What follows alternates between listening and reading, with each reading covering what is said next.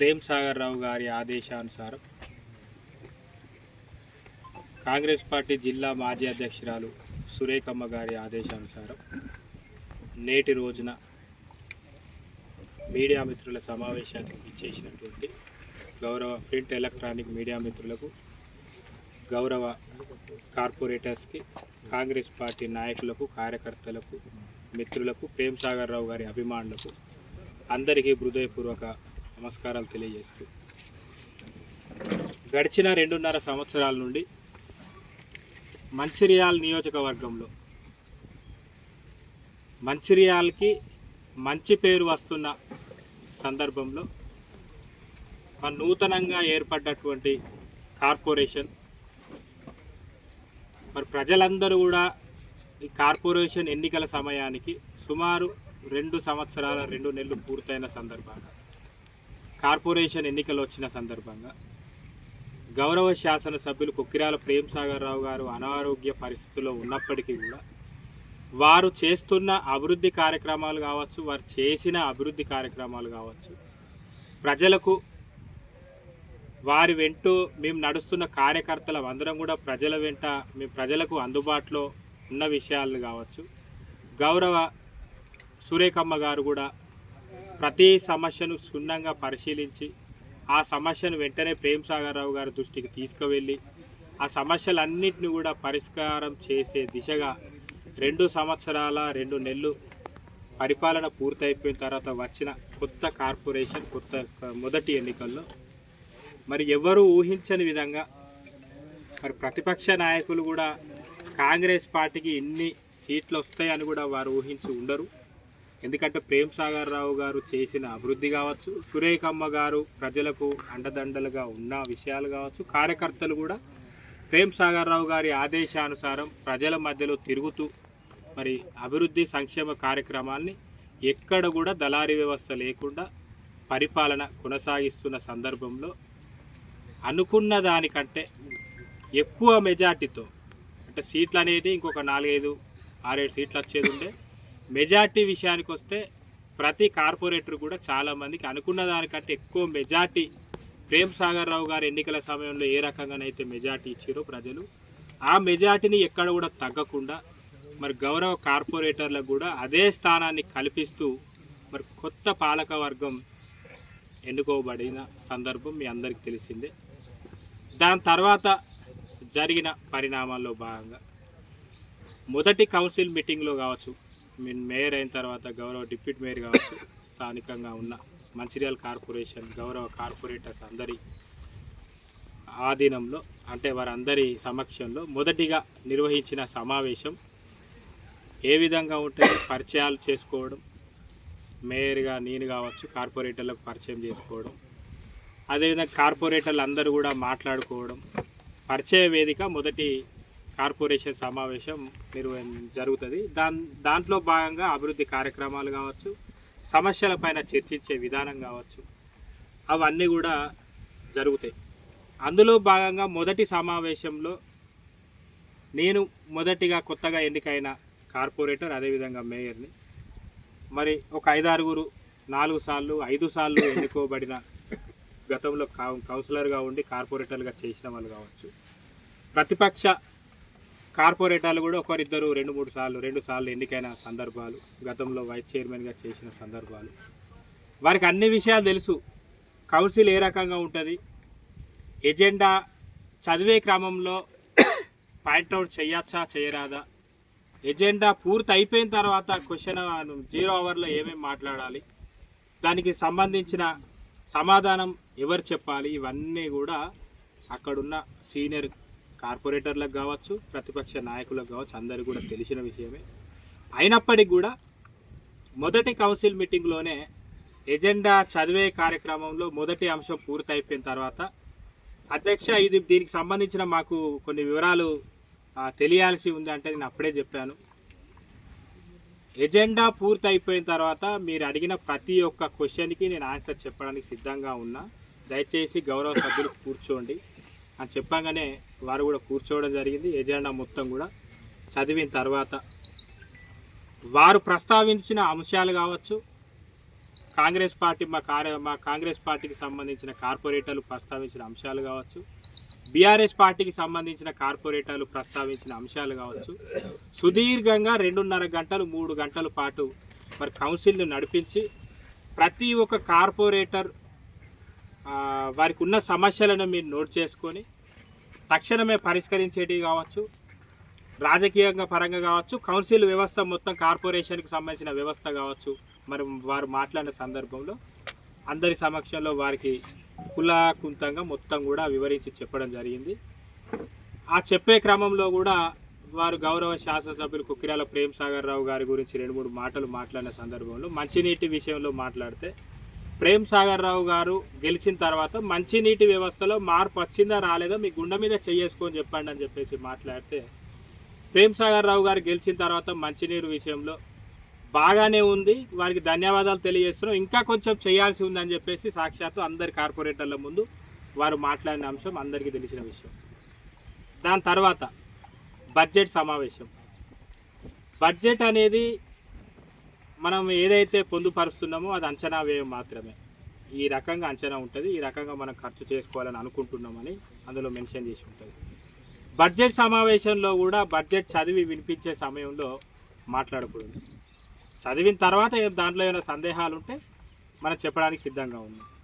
కానీ ప్రతి కార్పొరేటర్కి మనం బడ్జెట్ సమావేశంలో వివరించడం అనేది కష్టం కాబట్టి పార్టీల ప్రకారంగా బీజేపీ కావచ్చు, బీఆర్ఎస్ కావచ్చు, కాంగ్రెస్కు ఉన్న సంఖ్య ప్రకారంగా మాట్లాడి ఇవ్వడం జరిగింది. అందరూ కూడా వారికి సంబంధించిన కార్పొరేటర్స్ కూడా బడ్జెట్ అద్భుతంగా ఉంది, మాకు పూర్తిగా అర్థమైంది, దీంట్లో అంతా పర్ఫెక్టే ఉంది అని చెప్పిన తర్వాత ఆ బడ్జెట్ని ఆమోదించి వెళ్ళిపోయే క్రమంలో అనవసరంగా రాద్ధాంతం కూడా చేయడం జరిగింది. అది మీడియా మిత్రులు అందరి సమక్షంలో జరిగింది. సరే, బడ్జెట్లో ఈ ప్రతిపక్ష నాయకులు కాబట్టి ఏదో ఒకటి మాట్లాడాలి కాబట్టి మాట్లాడే క్రమంలో వాళ్ళు మాట్లాడుకున్నారు లేండి అని చెప్పేసి మేము కూడా వదిలేసాం.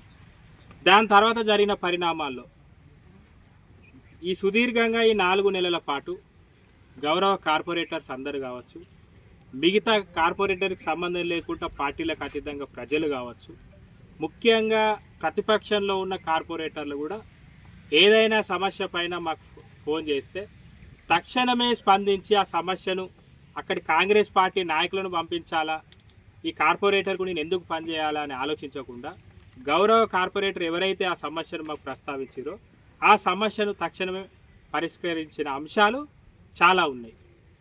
అది వారి మనసాక్షి తెలుసు. ధైర్యం ఉంటే మేయర్ గారు ఇప్పుడు ఎవరైతే మాజీ వైస్ చైర్మన్ కార్పొరేటరు ఉన్నారో వారు కాకుండా మిగతా కార్పొరేటర్స్ మాకు మేయర్ గారు ఎక్కడ కూడా పని చేయలేదు, మాకు ఏ రకంగా సహాయ సహకారాలు అందించలేదు అని చెప్పేసి వాళ్ళు చెప్పాలి. దాని తర్వాత నిన్న జరిగినటువంటి కౌన్సిల్ మీటింగ్లో మన కౌన్సిల్ మీటింగ్కు మనం ఒక స్పెషల్ డ్రైవ్ అనేది నిర్వహించుకోవడం జరిగింది. ప్రజాపాలన ప్రగతి ప్రణాళిక 99 రోజుల కార్యక్రమంలో భాగంగా వర్షాకాలం వస్తున్న దృష్ట్యా అన్ని డివిజన్లో స్వయంగా నేనే తిరిగిన, మీ అందరికీ తెలుసు. ప్రతి ఒక్క డివిజన్ కూడా నేను టచ్ చేసిన, ఎక్కడెక్కడైతే కార్పొరేటర్స్ చూపించారో 4-5 అంశాలు, ఇక్కడ ఈ రోడ్ అవసరం ఉంది, ఇక్కడ ఈ డ్రైన్ అవసరం ఉంది, వర్షం పడితే ఇక్కడ డ్రైన్ లేదు కాబట్టి చాలా ఇబ్బందికరమైన పరిస్థితి ఉంటుంది అని చెప్పేసి వారు చెప్పినవన్నీ నేను నోట్ చేసుకొని సంబంధిత కార్పొరేటర్స్ ఎవరెవరైతే ఉన్నారో అత్యవసరంగా వర్షాకాలం కాబట్టి కొంత నిధులు ప్రతి డివిజన్లో పెడితే కొంచెం వారికి ఉపశమనం ఉంటుంది, ఏదో ఒక డ్రైనో లేకపోతే బాగా ఇబ్బంది ఉన్న దగ్గర రోడ్డు వేసుకుంటారనే ఉద్దేశంతో 3 లక్షల రూపాయలు ఇవ్వడం జరిగింది. దాంట్లో భాగంగా ప్రతి కార్పొరేటర్ని కూడా 2-3 అంశాలు ఇవ్వమని చెప్పినాం. ఒకటే కాకుండా 2-3 అంశాలు ఇవ్వండి, నేను వచ్చి చూసిన సందర్భాల్లో ఏవేవైతున్నాయో వీటిని పరిశీలించి మేము మన కౌన్సిల్లో పొందుపరుస్తాం, ఎజెండాలో పొందుపరుస్తామని చెప్పి ఆ రకంగా తీసుకున్న సందర్భంలో మరి నిన్న నా డివిజన్కి సంబంధించిన అభివృద్ధి కార్యక్రమంలో భాగంగా నాకు తెలియకుండా పెట్టిరని చెప్పేసి వారు మాట్లాడడం జరిగింది. ఓకే, కార్పొరేటర్గా పార్టీలకు అతీతంగా నేను నిధులు ఇవ్వాల్సిన బాధ్యత నాదే, కానీ మీరు ఇష్టం వచ్చిన కాడ బీజేపీ కార్యకర్తలు ఉన్న దగ్గర రోడ్లు వేస్తాము, అనవసరమైన దగ్గర ట్రైన్లు కడతామంటే ఇచ్చే ప్రసక్తి లేదు. ఎవరు ఏమనుకున్నా పర్లేదు. స్వయంగా నీ డివిజన్లో నేనే తిరిగిన కాబట్టి తిరిగిన సమయంలో మీరున్నారు, కాంగ్రెస్ పార్టీ నాయకులు ఉన్నారు, ఎక్కడెక్కడైతే డ్రైన్లు రోడ్లు మీరు అందరు చూపించిన తర్వాత అక్కడ ఏదైతే ఇంపార్టెంట్ వర్షాకాలంలో ఇబ్బంది లేకుండా ఉండే ప్రాంతాలు ఏవేవైతున్నాయో అందులోకి వెళ్ళి పెట్టడం జరిగింది. ఉదాహరణకు ప్రతి అంశం పైన కేంద్ర ప్రభుత్వ నిధులు అని చెప్పడం జరుగుతుంది. సంతోషం. భారతదేశంలో ప్రతి రాష్ట్రం కావచ్చు, ప్రతి మండలం కావచ్చు, ప్రతి మున్సిపాలిటీ కావచ్చు, సరే స్థానికంగా రాష్ట్ర ప్రభుత్వం ఆధినాయకత్వంలో నడిచినప్పటికీ మొత్తం వ్యవస్థ అంతా కూడా కేంద్ర ప్రభుత్వం చేతుల్లోనే ఉంటుంది వాస్తవ పరిస్థితులు. మరి అలాంటప్పుడు ఉన్న 29 రాష్ట్రాలు అనుకుంటా మన భారతదేశంలో, మరి ఈ రాష్ట్రాలన్నింటికీ మరి మీరు సమన్యాయంగా నిధులు ఇస్తున్నారా? ప్రతి రాష్ట్రం నుంచి కూడా పన్ను రూపకంగా వేలాది లక్షలాది కోట్ల రూపాయలు మరి కేంద్ర ప్రభుత్వం అకౌంట్కి మరి డబ్బులు ప్రతిరోజు కావచ్చు, ప్రతి నిమిషానికి కూడా వెళ్ళడం జరుగుతుంది. మరి జనాభా ఏ రకంగా ఉంది, ఏ రాష్ట్రంలో ఏ రకంగా జనాభా ఉంది, ఆ జనాభాకి వచ్చిన డబ్బు ఎంత, మరి దీన్ని ఏ రకంగా పంచాలనే ఉద్దేశం మీకు ఉందా? మరి ప్రతి రాష్ట్రానికి జనాభాకు ప్రాతిపదికంగా మీరు డబ్బులు ఇస్తున్నారా? మీరు పరిపాలించే రాష్ట్రాలనేమో వేల కోట్ల లక్షల కోట్ల రూపాయలు పెట్టుకుంటారు. పక్కన ఉన్న మహారాష్ట్ర కావచ్చు, ఆంధ్రప్రదేశ్ కావచ్చు, లక్షల కోట్ల రూపాయలు నిధులు పెట్టిన మా తెలంగాణ ప్రజలు మరి మీ ప్రజలు కాదా? తెలంగాణలో నివసిస్తున్నటువంటి మరి ఓటర్లు అందరూ బీజేపీకి ఎక్కడో దగ్గర ఓట్లేసిన వాళ్ళు, సర్పంచ్లు ఉన్నారు, మీరు కార్పొరేటర్లు ఉన్నారు, కొన్ని జాగాల్లో మేయర్లు ఉన్నారు, చైర్మన్లు మీరు అందరు ఉన్నారు కదా. మరి తెలంగాణ ప్రజలు ఏం అన్యాయం చేసిరు మీకు? తెలంగాణ ప్రజలకు మీరు ఎందుకు నిధులు ఇవ్వడం లేదు అంటే మీకు క్వశ్చన్ చేయక, నువ్వు ఒక 3 లక్షల రూపాయలు ఇవ్వకపోతే నీకు బాధ అనిపించింది అంటున్నావు. మరి తెలంగాణ రాష్ట్ర ప్రజలు ఈ 12.5 సంవత్సరాల నుంచి ఎంత మనోధైర్యానికి గురవుతున్నారో మీరు అర్థం చేసుకోగలుగుతున్నారా? ఎన్ని నిధులు రావాల్సి ఉంటుంది తెలంగాణ ప్రాంతానికి, మీరు ఎంత ఇచ్చారు? ఇది పక్కన పెట్టేసి ప్రతి అంశాన్ని మొదటి పాయింట్ నిన్న ఎజెండాలో పొందుపరిచింది. మొదటి పాయింట్ డంపింగ్ యార్డ్ సంబంధించి కొంత మిషనరీ, అది ఏదైతే 15th ఫైనాన్స్ అమౌంట్ ఉంటుందో ఆ అమౌంట్ నుంచి కోటి చిల్లర రసాభాస చేస్తున్నారు, కావాలని చేస్తున్నారు. ఏదైతే జరిగిందో దాని గురించి వాళ్ళు మాట్లాడిన మాటలు వింటుంటే అది చాలా హాస్యాస్పదంగా ఉన్నది. ఎందుకంటే ఏట్లో రాయి తీయలేని వాళ్ళంట పోయి గూట్లో రాయి తీయలేని వాళ్ళు ఏట్లో రాయి తీస్తా అన్నారట. కన్న తల్లికి బుక్కడు అన్నం పెట్టలేని వాళ్ళు పినతల్లికి బంగారు గాజులు చేపిస్తా అన్నారట. అట్లున్నది పరిస్థితి. ఎందుకంటే ఎవరైతే నిన్న ఆరోపణలు చేశారో ఆయన గతంలో వైస్ చైర్మన్గా పనిచేయడం జరిగింది, కౌన్సిలర్గా ఉన్నారు.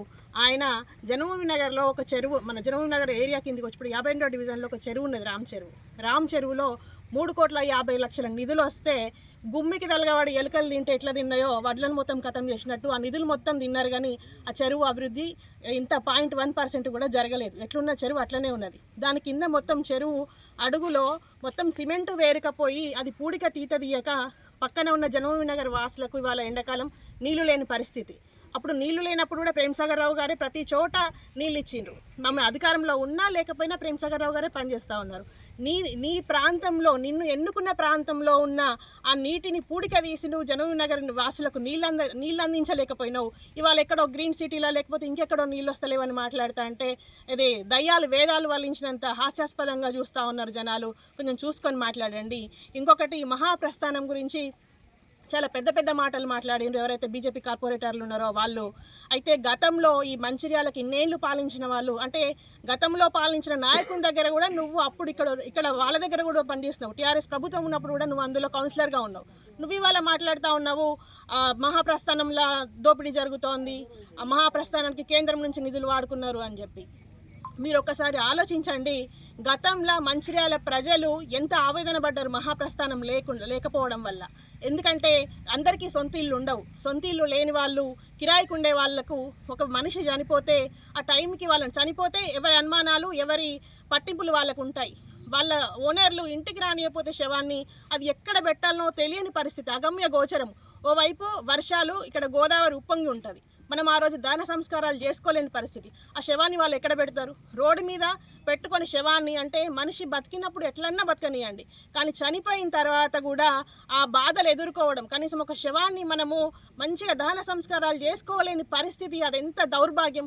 అట్లాంటి పరిస్థితుల నుంచి అలాంటివి చూసి ప్రేమ్సాగర్ రావు గారు, నా మంచిర్యాల ప్రజలు బ్రతకడం మంచిగా బ్రతకాలి, అదేవిధంగా చనిపోయినప్పుడు వాళ్ళ దహన సంస్కారాలు, అంతిమ సంస్కారాలు కూడా చాలా మంచిగా జరగాలనే ఉద్దేశంతో ఇవాళ ఇంత బ్రహ్మాండంగా మహాప్రస్థానాన్ని, అంటే దేశంలో కూడా ఎక్కడ లేని విధంగా ఈరోజు మన మహాప్రస్థానాన్ని ఏర్పాటు చేయడం జరిగింది. ముఖ్యంగా చాలామంది మన మంచిర్యాల అభివృద్ధి చూసి ఇప్పుడు ప్రేమ్సాగర్ రావు గారు ఎన్నికైన తర్వాత మంచిర్యాల అభివృద్ధి చూసి అనుకుంటా ఉన్నారు, అరే మంచిర్యాలలో ఉంటే బాగుంటుంది, హాస్పిటల్ అయితే ఏంటి, రోడ్లు అయితే ఏంటి, ప్రతి ఒక్కటి కూడా విద్య అయితే ఏంటి అన్నీ అందుబాటులో ఉన్నాయి, మంచిర్యాలలో ఉంటే చాలా బాగుంటుందని అనుకుంటున్నారు.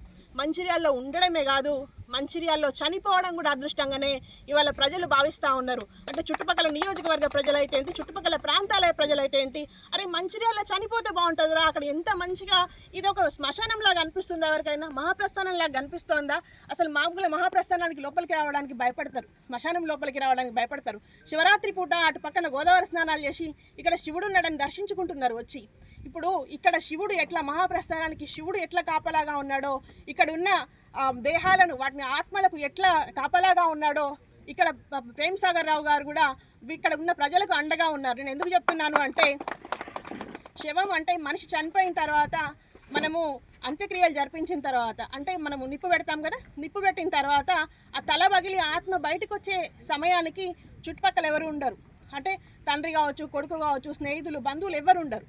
బయటకు వచ్చిన ఆత్మకు భయం వేస్తుందంట. భయం వేసి నా కోసం ఎవరూ లేరన్నప్పుడు శివుడు అండగా నిలబడి నీకు నేను ఉన్నాను రా నాయన, నువ్వేం భయపడకు అని ధైర్యం ఇస్తాడట.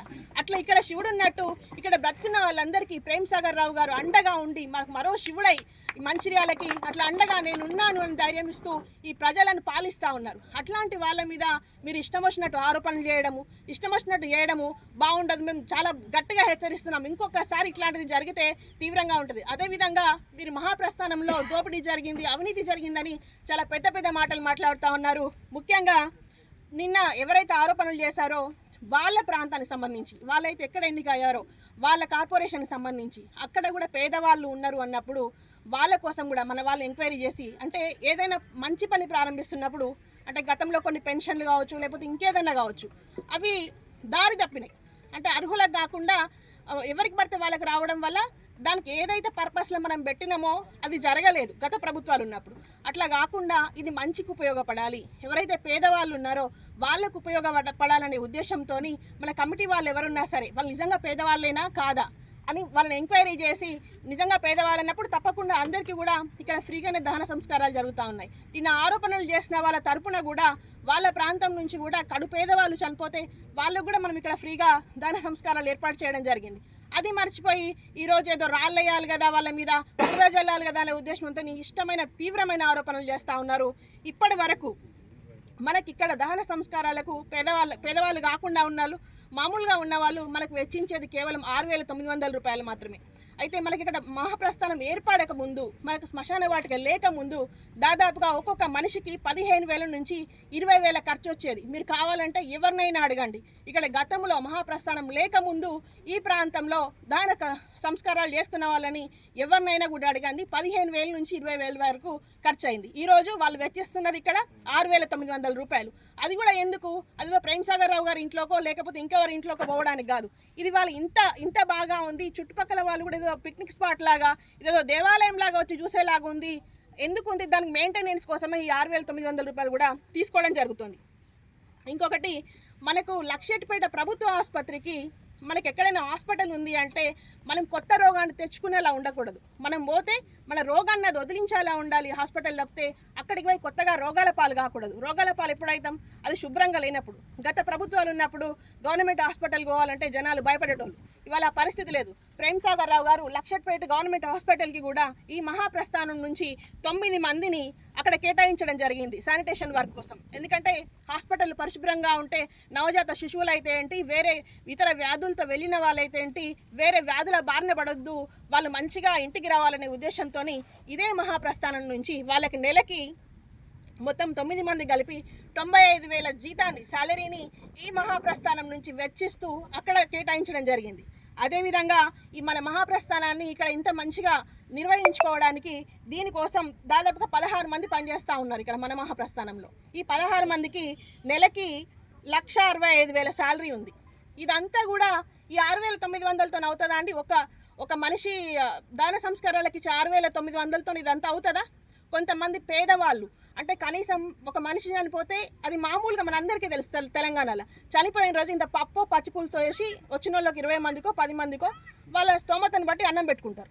ఆ అన్నం కూడా పెట్టలోని కడు బీద వాళ్ళు ఉన్నారు. ఆ కడుబీద వాళ్లకు వాళ్ళ కమిటీ మెంబర్స్ని ఏదో తీవ్రంగా విమర్శిస్తూ ఉన్నారు. నిన్న మీరు మీ కమిటీ ఎక్కడిది, మీరేంది, అది ఇదని మాట్లాడుతున్నారు. ఇదే కమిటీ మెంబర్స్ ఈ మహాప్రస్థానంకి సంబంధం లేకుండా వాళ్ళ ఇంట్లోకి వెళ్ళి వాళ్ళు సొంతంగా సంపాదించుకున్న పైసల్లోకి వెళ్ళి వాళ్ళకి ఇంత భోజనాలు ఏర్పాటు చేస్తున్నారు. వచ్చిన 20 మందికో 30 మందికో భోజనాలు పెట్టి ఆ ఆత్మకు శాంతి చేకూరుస్తూ ఉన్నారు. మీరు వాళ్ళ మీద మాట్లాడితే ఎట్లా? మొత్తం ఇప్పటి వరకు ఈ మహాప్రస్థానం కట్టుకున్నప్పటి నుంచి మనము 104 పార్థివ దేహాలకి ఇక్కడ ఫ్రీగా దాన సంస్కారం చేయడం జరిగింది. ఎందుకంటే మన కమిటీ వారు ప్రతి ఒక్కరు కూడా ఈ 104 పార్థివ దేహాలు కూడా నిజంగా అంటే ఎలిజిబుల్ వాళ్ళు బీదవాళ్ళు అన్నప్పుడు మాత్రమే మంచి మన వాళ్ళు ఎంక్వైరీ చేసి బీదవాళ్ళందరికీ కూడా ఇక్కడ ఫ్రీగా దాన సంస్కారాలు, అది కూడా ఇప్పుడు మనకు 6,900 చెల్లించే వాళ్ళకు కూడా కట్టెలు వెహికల్తో సహా అన్ని ప్రతి ఒక్కటి ఇక్కడ మహాప్రస్థానం నుంచే మనము సమకూర్చడం జరుగుతుంది. కావాలంటే నిన్న మాట్లాడిన వాళ్ళు వచ్చి మీ రిజిస్టర్లు చెక్ చేసుకోండి, ప్రతిదీ లెక్క ఉంది. శవాల మీద పేలాలు ఏరుకొని తినేది మీరు, మీ గత ప్రభుత్వాలు ఏదైతే వైస్ చైర్మన్గా చేశారో మీరు ఇంతకుముందు గత ప్రభుత్వంలో టీఆర్ఎస్లో ప్రభుత్వంలో ఉన్నప్పుడు ఆ ఎమ్మెల్యే శవాల మీద పేలాలు ఏరుకుని తినే మనిషి. ఇప్పుడున్న బీజేపీ ప్రభుత్వం కూడా శవాల మీద పేలాలు ఏరుకుంటుంది. మీరు అయోధ్యలో రామ మందిరం అని కట్టి అక్కడ దేవుని పేరు మీద కూడా దోచుకొని తింటున్నారు. అంతేగాని మా ప్రేమ్ సాగర్ రావు గారు అట్లా దేవుని పేరు మీదనో శవాల మీదనో రాజకీయం చేసే వ్యక్తులం మేము కాదు. దయచేసి గుర్తుంచుకోండి, మీరు గతంలో ఏం చేసిర్రు అన్నది ఒకసారి ఆలోచించుకోండి పక్క వాళ్ళ మీద ఆరోపణలు చేసేటప్పుడు. ఇంకొకటి, ప్రతి సందర్భంలో ఇక్కడ ఎవరికైనా ఇప్పుడు మనము మామూలుగా శవాన్ని ఒక స్టోర్ చేసుకోవాలంటే 12 రోజులు, ఇప్పుడు ఇంట్లో కిరాయికున్న వాళ్ళు ఇళ్లలో ఆ శవాన్ని ఇక్కడ దాన సంస్కారం చేసిన తర్వాత మళ్ళీ 12వ రోజు కార్యక్రమం, 11వ రోజు కార్యక్రమం, 9వ రోజు కార్యక్రమం చేసుకోవాలంటే వాళ్ళ ఇంట్లో చేసుకోనియరు. కాబట్టి ఆ 10-12 రోజుల కార్యక్రమాలు కూడా ఇక్కడే ఉండే విధంగా, ఇక్కడే ఉండి చేసుకునే విధంగా అన్ని ఏర్పాట్లు చేయడం జరిగింది. ఇది ప్రపంచంలోనే ఎక్కడా లేని విధంగా గిన్నీస్ బుక్ రికార్డుకి ఎక్కితే ఇవి మీకు ఎందుకు కనిపించట్లేదు? నేను మొన్న కూడా చెప్పిన కౌన్సిల్ మీటింగ్లో, గతంలో కౌన్సిల్ మీటింగ్ చెప్పినప్పుడు కూడా చెప్పినాను, వైస్ చైర్మన్ గారు గతంలో కళ్ళద్దాలు పెట్టుకున్నట్టున్నారు. అప్పుడు ఏం దుర్మార్గాలు జరిగినా, ఏం దోపిడీ జరిగినా అప్పుడు కనిపించలేదు. ఇప్పుడు మాత్రం మంచిగా అనిపిస్తలేదు. ఇప్పుడు భూతద్దాలు పెట్టుకున్నట్టున్నారు. ఆ భూతద్దాలతో లేనిది కూడా కనిపిస్తున్నది, లేని చెడు కనిపిస్తున్నది, చేసిన మంచి మాత్రం కనిపిస్తలేదు. దయచేసి గతంలో పనిచేసిన వైస్ చైర్మన్ గారు, ఇప్పటి కార్పొరేటర్ గారు మీరు కళ్ళద్దాలు మార్చుకుంటేనన్నా మరి కనీసం మేము చేస్తే మంచి కనబడుతుందేమో, ప్రేమ్ సాగర్ రావు గారు చేస్తే మంచి కనబడుతుందేమో, ప్రజలు అట్లనన్నా మిమ్మల్ని ఇట్లా చీకొట్టకుండా ఉంటారు. దయచేసి చీకొట్టుకునే పనులు చేయకండి, ఇట్లా అనవసరమైన ఆరోపణలు చేయకండి, తీవ్రంగా హెచ్చరిస్తున్నాం. ఇంకొకసారి ఇట్లాంటిది జరిగితే మాత్రం ప్రజలు తప్పకుండా బుద్ధి చెప్తారు. ఏదైతే నిన్న మరి కౌన్సిల్ సమావేశంలో మరి బీజేపీకి చెందినటువంటి కార్పొరేటర్ వారు అనవసరమైనటువంటి రాద్ధాంతం చేయాలనే ఉద్దేశంతో మరి వారు గతంలో మరి మేము కూడా కౌన్సిల్లో కౌన్సిలర్గా ఉన్నాం. ఆనాడు మరి పెద్దలు కృష్ణారావు గారు మున్సిపల్ చైర్మన్గా ఉన్న సమయంలో ఆ రోజు వారు మరి కౌన్సిలర్గా ఎప్పుడైనా కూడా ఎజెండాలో మనం చదువుతున్న క్రమంలో ఎజెండా పూర్తి అయిన తర్వాత మనకు ఉన్నటువంటి సమస్యలను ఎజెండాలో పొందుపరిచినటువంటి అంశాన్ని మనం ప్రస్తావించేటువంటి ఒక ఆనవాయితీ ఉన్న విషయాన్ని ఆయన మరి మర్చిపోవడం జరుగుతూ ఉన్నది. ఆ రోజు 25 సంవత్సరాలు ఉంటే 30 రోజులు మతి స్థిమితం కోల్పోతూ ఉన్న మిత్రుడు. అదేవిధంగా మరి వైస్ చైర్మన్ ఉన్న సమయంలో కూడా ఆ రోజు నేను కూడా కౌన్సిల్లో తనతో పాటు ఉన్నాం కాబట్టి అప్పుడు కూడా మన ఎజెండా చదివిన తర్వాతనే, పూర్తయిన తర్వాతనే మనం సమస్యలను పొందుపరిచే అంశాలని ప్రస్తావన చేసేటువంటి మరి సందర్భంలో అన్నీ తెలిసి ఉండి కూడా మరి తెలియనట్టు నటిస్తున్నటువంటి మరి కార్పొరేటర్ గారు మరి నిజంగా మరి ఏ విధంగా మరి కార్పొరేటర్ ఆ ప్రాంతం ఎన్నికబడ్డారో మరి నిజంగా ప్రజలను కూడా మర్చిపోయేటువంటి మరి పరిస్థితి తెచ్చుకుంటా ఉన్నాడు. ఎందుకంటే మరి నిన్న మా గౌరవ మరి మేయర్ గారు ఏదైతే ప్రతి వార్డు అభివృద్ధి చేయాలనే ఒక ఉద్దేశంతో మరి పెద్దలు ప్రేమ్ సాగర్ రావు గారి యొక్క ఆదేశానుసారం మరి వారు ప్రతి వార్డులో కూడా అభివృద్ధి కార్యక్రమాలకు మనం నిధులు అందులో పొందుపరిచే సందర్భంలో ఎక్కడైతే అత్యవసరం ఉందో దాన్ని మరి మేయర్ గారు వారు కూడా ప్రజాపాలనలో ప్రతి వార్డు దిగిన సందర్భంలో ప్రజలు కోరిన, ఇక్కడ మాకు అత్యవసరం ఉందని ప్రజలు కోరిన సందర్భంలో మరి వారు అక్కడ దాన్ని మరి వర్క్ని తీసుకొని పెట్టడం జరిగింది. మరి దాన్ని జీర్ణించుకోలేక దాన్ని ఏ విధంగా అయితే ఈ యొక్క కౌన్సిల్లో మరి రాద్ధాంతం చేయాలి.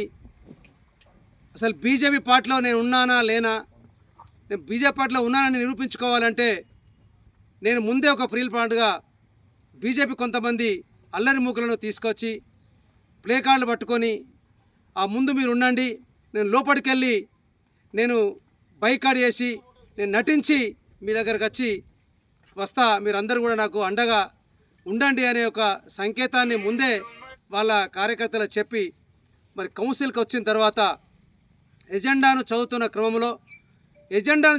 క్రమంలో ఫస్టే ఈ అంశాన్ని ప్రస్తావించాలంటే మా మేయర్ గారు సామరస్యంగా చెప్పడం జరిగింది.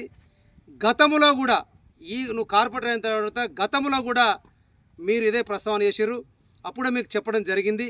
రెండో మీటింగ్లో కూడా మళ్ళీ మీకు చెప్పడం జరిగింది. అయినా మీ పద్ధతి మారతలేదు, మీ పద్ధతిని మార్చుకోండి, మీ పద్ధతిని మార్చుకోకపోతే బాగుండదు, మున్సిపల్ యాక్ట్ను అమలు చేయవలసి వస్తుంది అని ఒక క్లియర్గా చెప్పడం జరిగింది.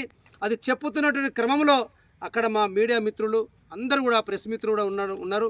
వాళ్ళ సాక్షిగానే వారు మైకులో చెప్పడం జరిగింది, అందరూ కూడా విన్నటువంటి సందర్భం ఉంది. వారు ఎక్కడ కూడా మిమ్మల్ని సస్పెండ్ చేస్తామని ఎక్కడ కూడా మరి మేయర్ గారు అన్నటువంటి దాఖలాలు లేవు. కానీ దాన్ని కల్పించుకొని నువ్వు సస్పెండ్ చేస్తావా అని ఒక 3-4 సార్లు అది కౌన్సిల్ హాలా మరి అది మార్కెటా, ఆ విధంగా వారు ప్రవర్తించిన తీరు చూస్తేనే అక్కడ అందరూ కూడా ఆశ్చర్యపోవాల్సినటువంటి మరి పరిస్థితి ఉంది. ఒకసారి దీన్ని బీజేపీ నాయకులారా ఒక్కసారి మీరు ఆలోచించాలని కూడా నేను మిమ్మల్ని కోరుతా ఉన్నా. మా మేయర్ గారు ఎజెండా అయిన తర్వాత వాళ్ళు ఉన్నటువంటి ఏ అంశాన్ని కూడా మీరు కులంకుశంగా మనం చర్చించుకుందాం, మీరు చర్చించాలని మీకు అవకాశం ఇస్తా అని కూడా వారు పదే చెప్పుతున్నప్పటికీ కూడా మరి వారి మాటను పెడిచోన మరి పెట్టినటువంటి మరి సందర్భంలో మేయర్ గారు మరొకసారి కూడా ఇదే విధంగా వారు చెప్పడం జరిగింది. మళ్ళీ మున్సిపల్ యాక్టును అమలు చేయడం జరుగుతుంది, మీరు ఏదో మిమ్మల్ని సస్పెండ్ చేస్తామని ఎక్కడ అనలేదు. మీకు మీ పద్ధతిని మార్చుకోకపోతే మీకు నోటీస్ ఇస్తాం, మీ నోటీస్కు ద్వారా మీకు పంపిస్తామని కూడా, నోటీస్ ఇప్పుడే ఇస్తారా, ఇప్పుడు ఇస్తామని ఎక్కడ కూడా మేయర్ గారు నోటీస్ మీకు పంపిస్తాం, దానికి సరైన రిప్లై ఇవ్వాలనేటువంటి ఒక మాట్లాడేటువంటి మరి సందర్భం అని కూడా ఈ సందర్భంగా మేము తెలియజేస్తున్నాం.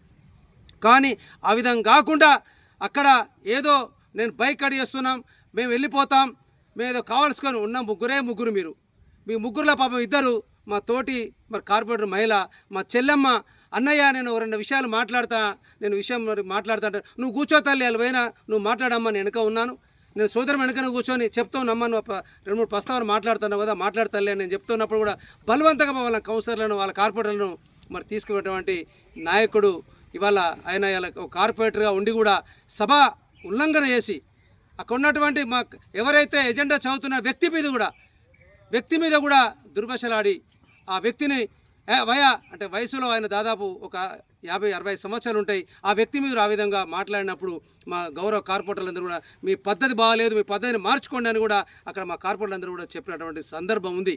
అయినా ఆయన ప్రవర్తనలో ఎలాంటి మార్పు లేకుండా కావాల్సుకొని ఒక దురుద్దేశంతో ముఖ్యంగా మన పెద్దలు ప్రేమ్ సాగర్ రావు గారు చేస్తున్న అభివృద్ధి కార్యక్రమాలు, వారు బడుగు బలహీన వర్గాల కోసం, దళితుల అభ్యున్నతి కోసం వారు చేస్తున్నటువంటి మరి కార్యక్రమాల్లో, అందులో ముఖ్యంగా ఏదైతే దళితులు మరి పనిచేస్తున్నటువంటి మరి మా మున్సిపల్ శానిటేషన్ లేబర్లో 60 సంవత్సరాలు పైబడి వాళ్ళు కానీ, అనారోగ్యంతో ఉన్నవాళ్ళు కానీ, అదేవిధంగా ఎవరైతే వాళ్ళందరూ కూడా భర్తలు చనిపోయిన వాళ్ళు కానీ వాళ్ళందరూ కూడా మనం మరి వాళ్ళ విధుల్లో తీసుకోవాలని గౌరవ ఎమ్మెల్యే గారు మరి ఈ ఎజెండాలో మీరు పెట్టండి అని మరి మేయర్ గారు చెప్తే వారి ఎజెండాలో మరి పెట్టినటువంటి అంశం కూడా ఇలా 36వ అంశం, అది అక్కడ అలా క్లియర్గా కనిపిస్తూ ఉన్నది.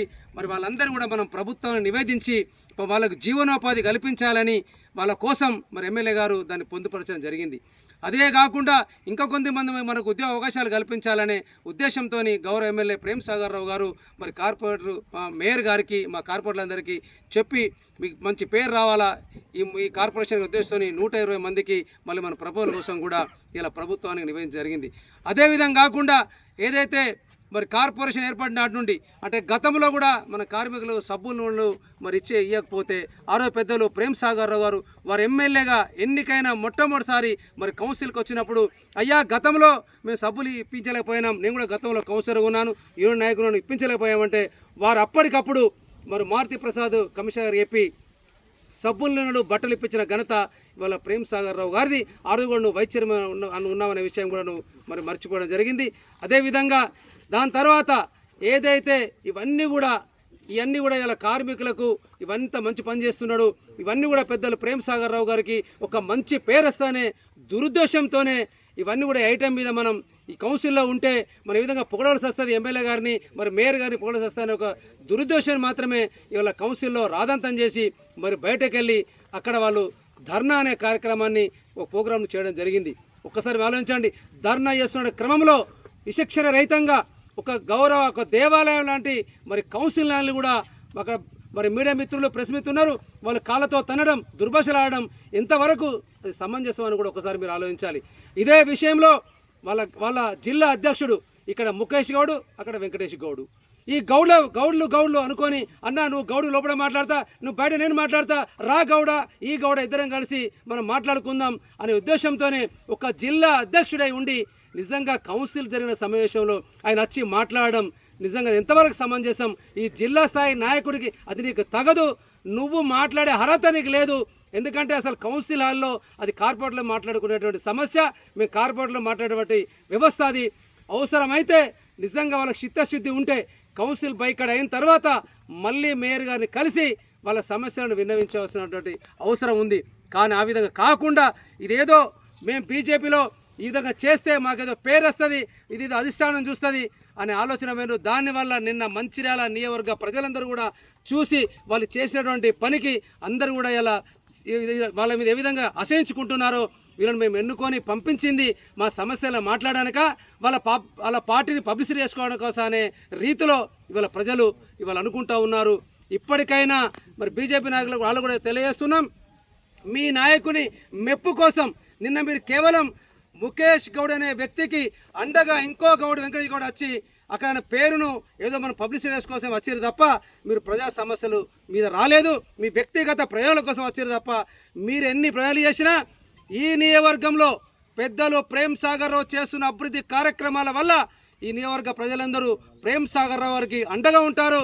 మా కార్పొరేషన్ మా మేయర్ గారికి మా కార్పొరేట్లు కూడా పిల్లలు అండగా ఉన్నారు. ఆ విధంగా అభివృద్ధి కార్యక్రమాలు జరుగుతున్నాయి. రాబో రోజులలో ఇక్కడ ఏ పార్టీ కూడా డిపైడ్ రాదు, అది పెద్దలు ప్రేమ్ సాగర్ రావు గారు అఖండ మేయర్తో మరొకసారి గెలుస్తారనేటువంటి వ్యక్తం చేస్తా ఉన్నాం. ఇలా ప్రజలందరూ కూడా ఎక్కడ పోయినా అదేవిధంగా ఎక్కడ ఏ హోటల్కి వెళ్ళండి, ఏ ట్రైన్లో వెళ్ళండి, ఏ బస్సులో వెళ్ళండి, ప్రేమ్ సాగర్ వేసిన అభివృద్ధి కార్యక్రమాలు ఆ విధంగా ఉన్నాయి.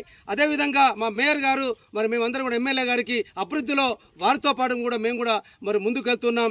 ఇంకా అదేవిధంగా ఈ బీజేపీ నాయకులారా మీ అసత్య ఆరోపణలు ఎవరు కూడా ప్రజలు నమ్మేందుకు సిద్ధంగా లేని సందర్భంగా మేము తెలియజేస్తున్నాం. గురించి అర్థం లేని గొడవ అంటే వాళ్ళ ఉనికి చాటుకోవడానికి మాత్రమే అని దాదాపు వీడియో చూసిన వాళ్ళందరికీ అర్థమైపోతున్నది.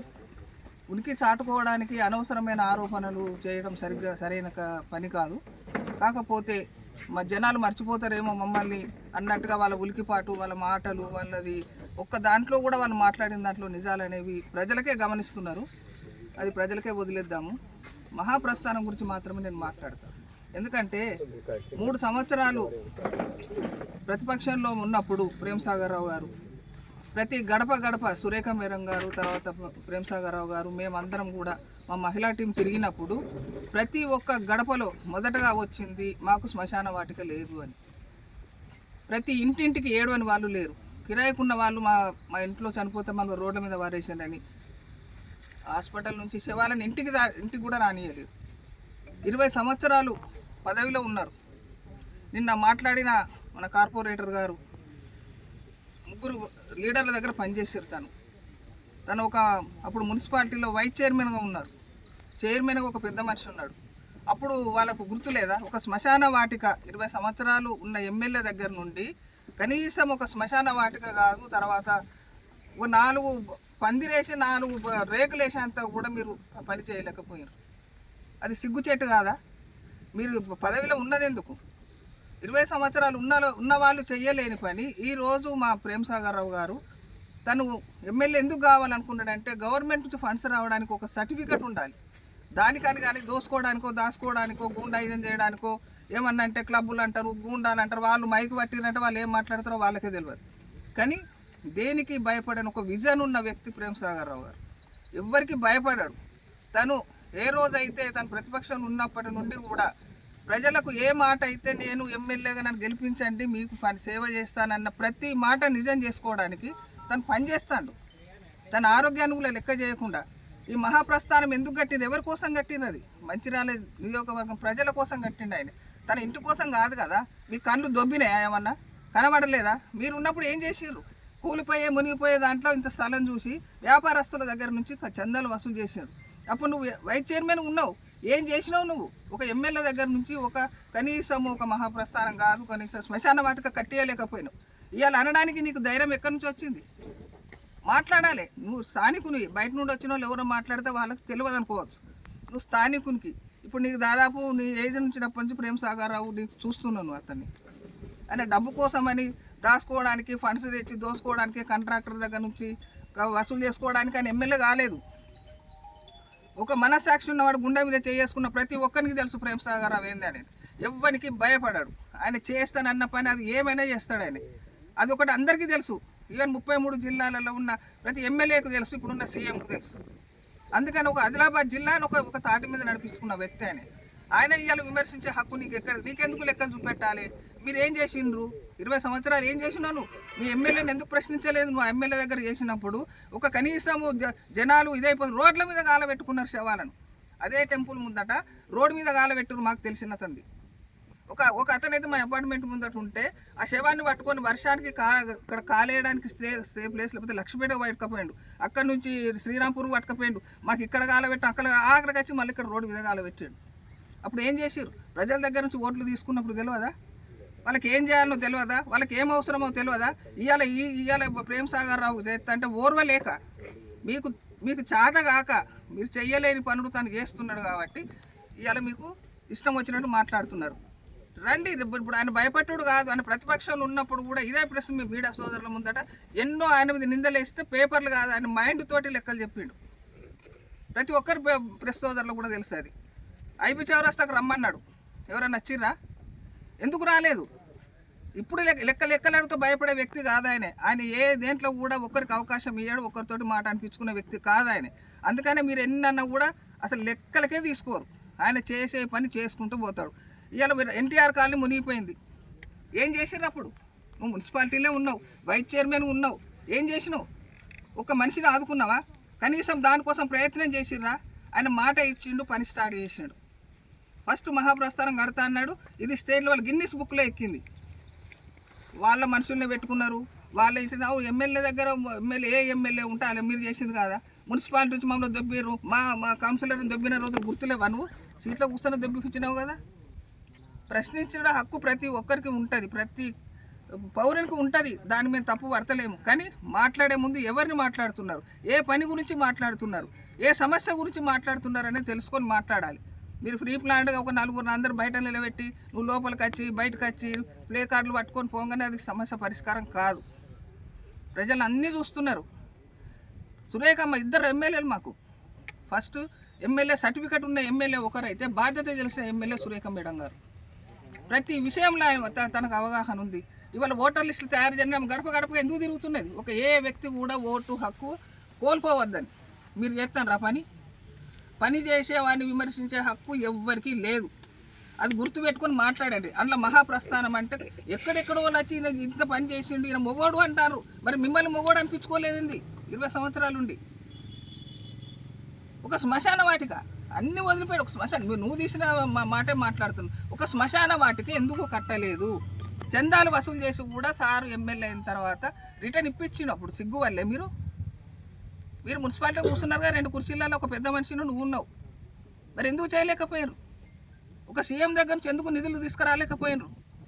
ఇవాళ ప్రతిదీ తీసుకొచ్చి మంచిర్యాలని 50 సంవత్సరాలకు తొక్కిపడేసారు మీరు. ఒక మాతా శిశు హాస్పిటల్ మునిగిపోయే దాంట్లో కట్టి కాంట్రాక్టర్ దగ్గర డబ్బులు తీసుకున్నది మీరు. ఆ మునిగిపోయే దాంట్లోకి వెళ్ళి పేషెంట్లను బయటకు తీసుకొచ్చింది మేము. అప్పుడు లేదా? నీకు తెలియదా? నువ్వు చూడలేదా?